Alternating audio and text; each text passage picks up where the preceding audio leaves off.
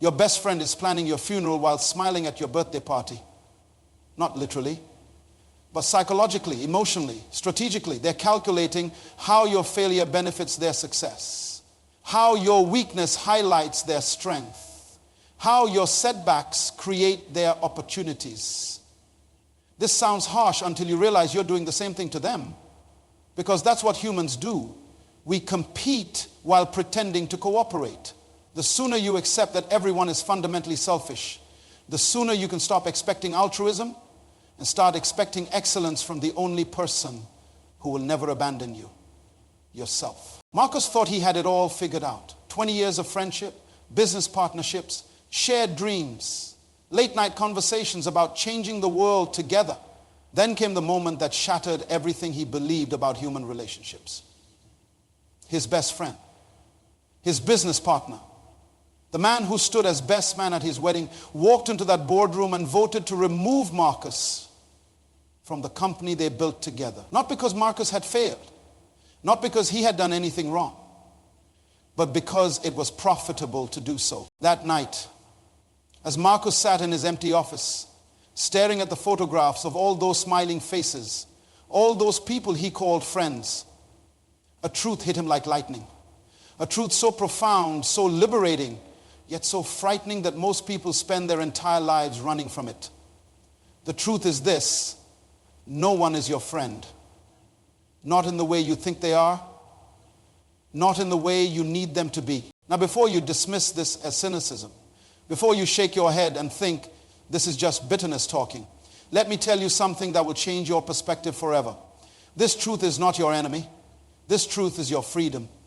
This truth is the key that unlocks the prison of dependency that has been holding you back your entire life, you see. Most people live their lives like beggars, constantly seeking approval, constantly needing validation, constantly hoping that someone, somewhere, will finally understand them, support them, believe in them. They wake up each morning not asking, what can I create today? But who will approve of what I create today? They don't ask, how can I serve my purpose? But how can I please the people around me? This is not living, this is existing. This is surviving on the scraps of other people's opinions while your own potential dies of starvation. The word friend has been so misused, so watered down, that we call anyone who doesn't actively harm us a friend. We call people who share our coffee breaks friends. We call people who laugh at our jokes friends. We call people who attend our parties friends. But friendship, real friendship, requires something most human beings are not capable of giving: unconditional loyalty that transcends personal benefit. Human beings are wired for survival. This is not a flaw in our design. This is exactly how we were created. When push comes to shove, when circumstances get difficult, when supporting you becomes costly, most people will choose their own comfort over your success. They will choose their own security over your dreams. They will choose their own reputation over your truth. And you know what? That's perfectly natural. That's perfectly normal. That's perfectly human. The problem is not that people behave this way. The problem is that you expect them to behave differently. The problem is that you have built your life, your dreams, your confidence, your decision-making process on the foundation of other people's approval. You have made yourself dependent on something that was never designed to be dependable. I learned this lesson the hard way, just like Marcus did. I remember the day I realized that the people I thought were my closest allies were actually my greatest obstacles. Not because they were evil people, not because they hated me, but because they were human beings. And human beings will always prioritize their own interests when the pressure's on. The mentor who taught me this truth said something I will never forget. He said, son, the day you stop expecting people to be more than human is the day you become more than human yourself. What he meant was this: when you stop depending on others for your validation, you become unstoppable. When you stop needing their approval, you become uncontrollable. When you stop seeking their permission, you become unlimited. This is not about becoming cold or heartless. This is not about shutting people out or building walls around your heart. This is about understanding the true nature of human relationships, so you can engage with people from a position of strength rather than need. You can enjoy people's company without depending on their loyalty. You can appreciate their support without requiring their approval. You can value their input without surrendering your decision-making power to their opinions. But here's what happens when you truly understand that no one is your friend in the way you've been expecting them to be. You become your own best friend. You become your own strongest supporter.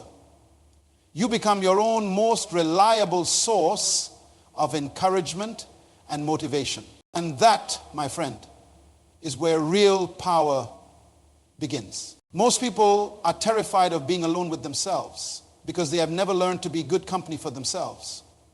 They surround themselves with noise, with people, with distractions, because silence forces them to confront the reality of who they are without external validation. But the giants of history, the people who changed the world, the individuals who left legacies that outlived their bodies, they all understood this fundamental truth. Your greatest resource is not the people around you. Your greatest resource is the person within you. When you truly grasp this concept, when you really internalize this truth, something magical happens. You stop being a beggar and become a king. You stop being a victim and become a victor. You stop being dependent and become dominant. The shocking truth about human nature is not that people will disappoint you. The shocking truth is that once you stop expecting them not to, you become free to create a life so powerful, so purposeful, so extraordinary that their opinions become irrelevant. Rebecca discovered this truth in the most painful way possible. She had built her catering business from nothing, working 18-hour days, sacrificing her personal life, pouring her heart and soul into every event. When the business started flourishing, her childhood friend Maria approached her with tears in her eyes, begging for a chance to join as a partner.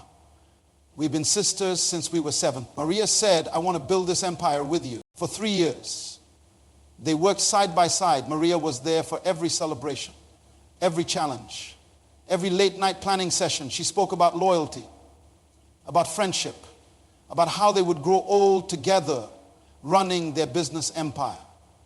Rebecca trusted her completely, shared every business secret, every client relationship, every strategic plan. Then came the recession. Orders slowed down. Cash flow became tight. That's when Rebecca discovered that Maria had been quietly meeting with their biggest clients, offering them the same services at lower prices through her own secretly established company. When confronted, Maria didn't deny it. She simply said, business is business.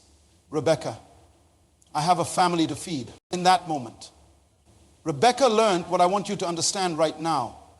Loyalty is not a character trait. Loyalty is a luxury that people can only afford when it doesn't cost them anything. When the sun is shining, when success is flowing, when everything is going well, everyone wants to be your friend. They'll cheer for you, support you, celebrate with you. But watch what happens when the storm clouds gather. Watch what happens when supporting you becomes inconvenient.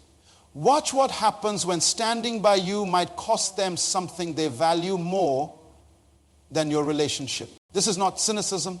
This is reality. This is human nature functioning exactly as it was designed to function. People are not evil for choosing themselves over you. They are simply being human. The mistake is yours if you expected them to be anything other than human. You see, there are seasons in every relationship, just like there are seasons in nature. There's the spring season when everything is new and fresh and full of promise. There's the summer season when the relationship is strong and productive and beneficial to both parties.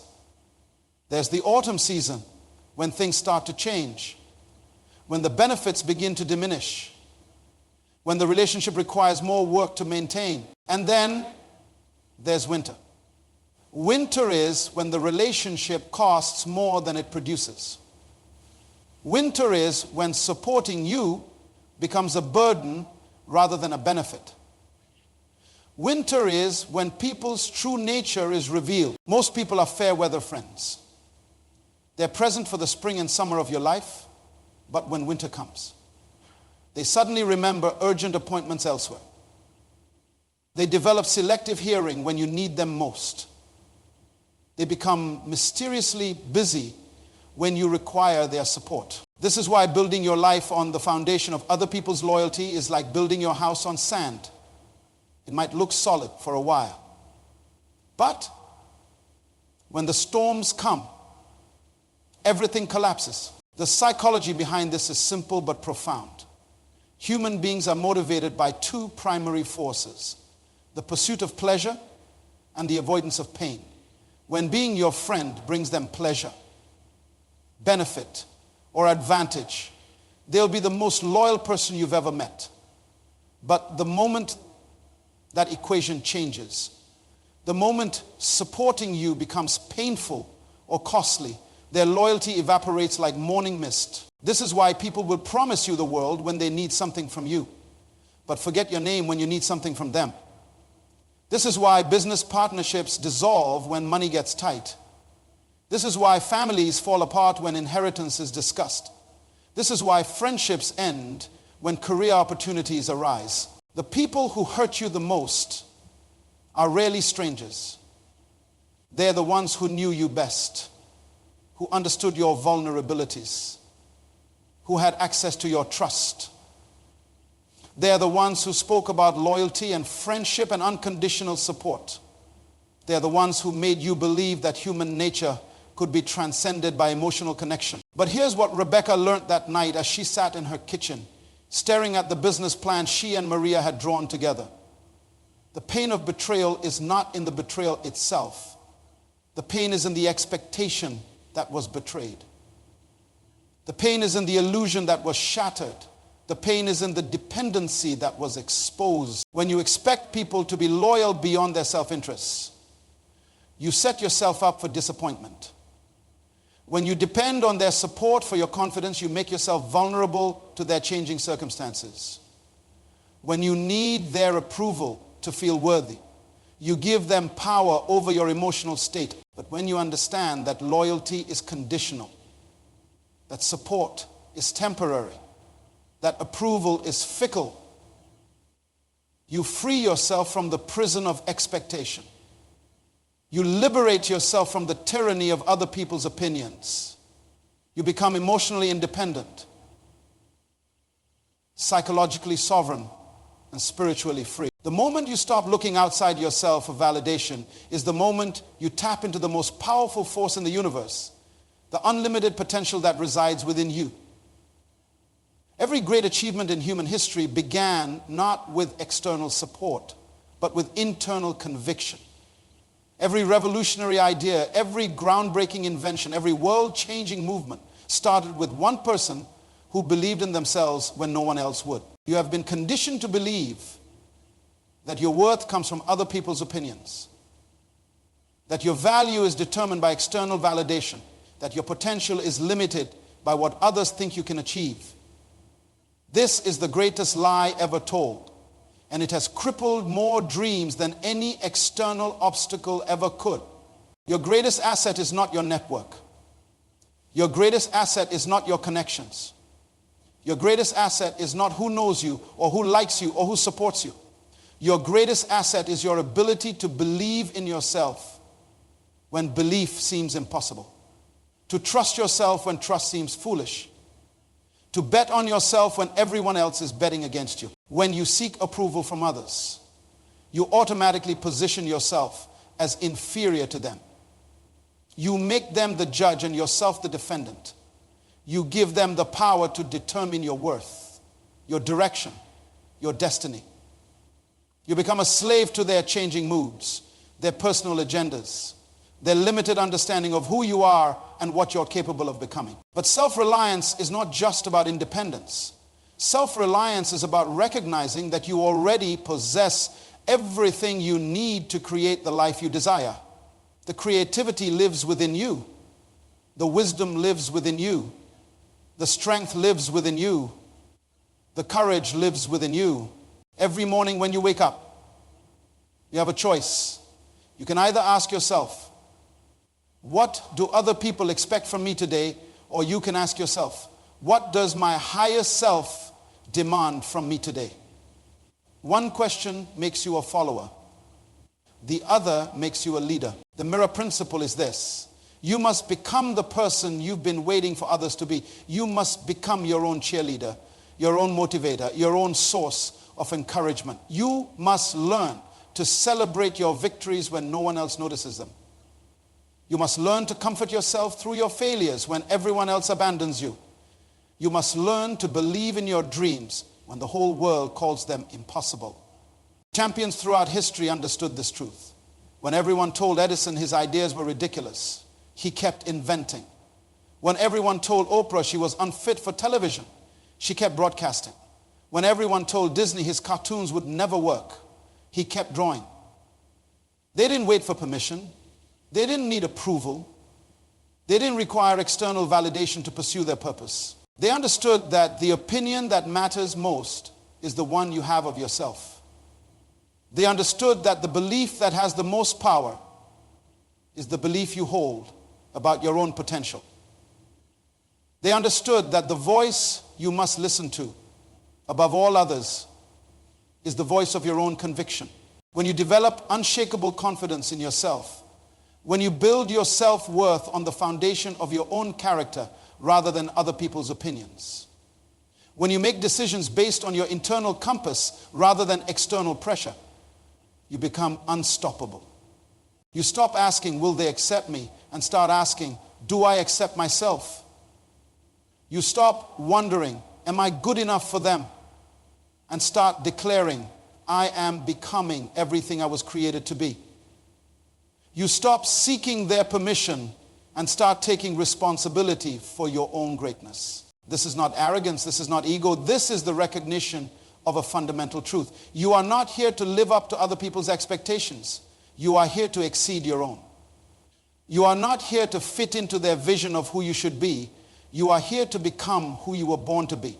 Thomas Edison spent countless hours alone in his laboratory, surrounded not by cheering crowds or supportive friends, but by failed experiments and broken prototypes. While others were out socializing, networking, seeking approval and validation, Edison was in solitude, wrestling with problems that seemed impossible to solve. It was in that isolation, in that silence, in that space where no one else's opinions could interfere, that he created inventions that would change the world forever. Edison understood something that most people never learn. Your alone time is your power time. When you are alone with your thoughts, your dreams, your vision, without the noise of other people's doubts and limitations, that's when breakthrough happens. That's when innovation is born. That's when your true potential emerges. Most people fear being alone because they have never learned to enjoy their own company. They fill every moment with noise, with distractions, with other people's voices, because silence forces them to confront who they really are beneath all the external validation. But solitude is not punishment. Solitude is privilege. Solitude is where genius lives. When people reject you, when they exclude you from their circles, when they fail to invite you to their gatherings, they are actually doing you the greatest favor possible. They are giving you the gift of uninterrupted time with the most important person in your life, yourself. They are forcing you to develop the relationship that will determine the quality of every other relationship you will ever have. Rejection is not your enemy. Rejection is redirection. Every door that closes in your face is forcing you toward the door that was meant for you. Every person who says no to you is clearing the path for the opportunity that will say yes. Every friendship that ends is making room for the success that will begin. The creative force that emerges when you stop seeking validation is unlike anything you have ever experienced. When you no longer need people to understand your vision, you become free to pursue it with complete focus. When you no longer require their approval for your decisions, you become free to make choices based on your potential rather than their limitation. This is where personal empires are built, not in boardrooms full of supporters, but in quiet moments of solitary determination. Not through consensus and committee, but through individual conviction and personal responsibility. Not by following the crowd, but by having the courage to walk alone until you reach the destination that was always meant for you. When you transform isolation into innovation, when you convert loneliness into laboratory time, when you use rejection as rocket fuel for your ambitions, you tap into a power that most people never access because they're too busy trying to fit in to stand out. Your breakthrough is not waiting for the right people to believe in you. Your breakthrough is waiting for you to believe in yourself completely, totally, without reservation or condition. Your innovation is not waiting for the perfect team. Your innovation is waiting for you to stop looking for teammates and start building the game that only you can play. The most powerful inventions, the most revolutionary ideas, the most transformative solutions have always come from individuals who learned to thrive in solitude, who discovered that their greatest collaborator was not someone else, but the unlimited potential that lived within their own mind and spirit. Stop waiting for people to give you permission to be great. Start giving yourself permission to build the empire that was always meant to be yours. David was 12 years old when his father abandoned the family, leaving behind nothing but empty promises and unpaid bills. His mother worked 3 jobs to keep food on the table, and there was no money for the things other kids took for granted. No new clothes, no fancy toys, no family vacations. While his classmates talked about their fathers teaching them to ride bikes or throw footballs, David learned to teach himself everything at 15. When other kids were getting driving lessons from their parents, David saved every penny from his part-time job to pay for his own lessons. When his friends were getting help with college applications from their families, David spent hours in the library researching scholarships and filling out forms alone. When graduation came and other students had families cheering in the audience, David's mother couldn't afford to take time off work to attend. Most people would have used these circumstances as excuses. Most people would have developed a victim mentality, blaming their lack of success on their lack of support. But David made a decision that changed everything. He decided to become the father he never had, the mentor he needed, the friend he was searching for. Every morning, David would stand in front of his mirror and have what he called his daily partnership meeting. He would look himself in the eye and ask, "What does David need from me today?"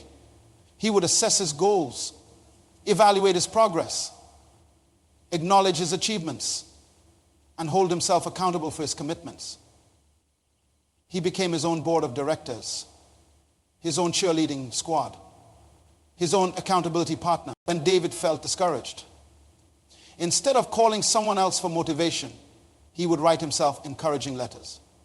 When he faced difficult decisions, instead of seeking advice from others who might have their own agendas, he would counsel himself through the decision-making process.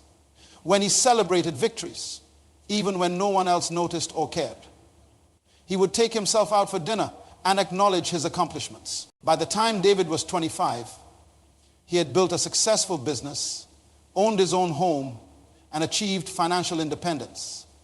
But more importantly, he had developed something that money cannot buy: complete emotional independence. He had learned to be happy with his own company, satisfied with his own approval, confident in his own judgment. This is what it means to live as your own best friend. This is what it means to be emotionally self-sufficient. This is what it means to be psychologically free. Living as your own best friend means developing daily practices that strengthen your relationship with yourself. It means starting each day by checking in with your goals, your values, your priorities, and making sure your actions align with your vision. It means ending each day by reviewing your performance, celebrating your progress, and planning for tomorrow's success. It means making decisions based on your own wisdom rather than seeking consensus from people who don't understand your vision. It means trusting your instincts even when others question your judgment. It means backing yourself even when others bet against you. Most people cannot make a simple decision without conducting a survey of their friends and family. They cannot choose what to wear without seeking approval. They cannot pursue an opportunity without getting permission.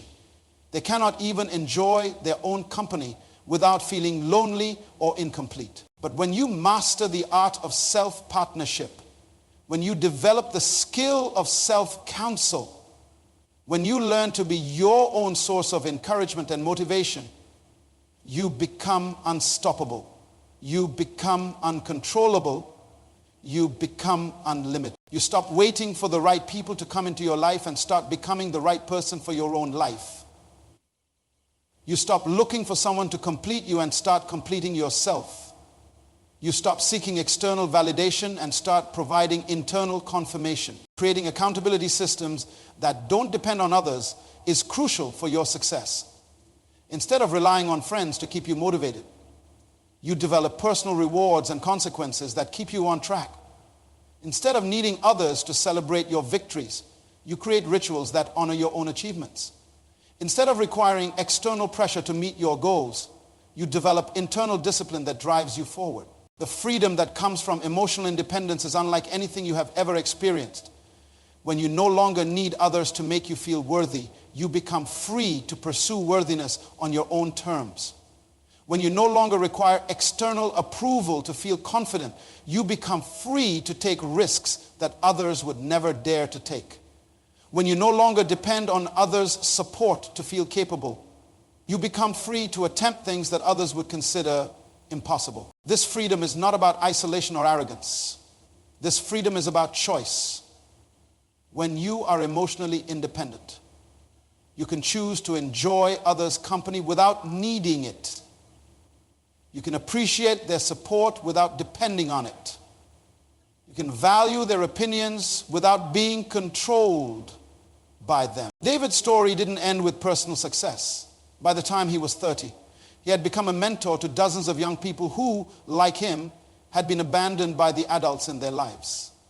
But unlike the traditional mentor who creates dependency, David taught them what he had learned: how to become their own best friend, their own strongest supporter, their own most reliable source of encouragement. Would tell them, I am not here to replace the people who abandoned you. I am here to teach you how to never need replacing again.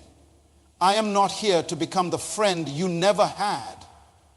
I am here to show you how to become the friend you always needed. Your legacy begins the moment you stop waiting for others to believe in you and start believing in yourself completely. Your impact starts when you stop seeking permission and start taking responsibility. Your empire begins when you realize that the person you have been waiting for, the person you have been seeking, the person you have been needing, has been with you all along. That person is you. That person has always been you. That person will always be you. The day you truly understand that no one is your friend in the way you have been expecting them to be is the day you become your own best friend in ways you never thought possible. The day you stop depending on others for your happiness is the day you become truly happy. The day you stop seeking external validation is the day you become truly valuable. Your life is not waiting for the right people to show up. Your life is waiting for you to show up as the right person for yourself.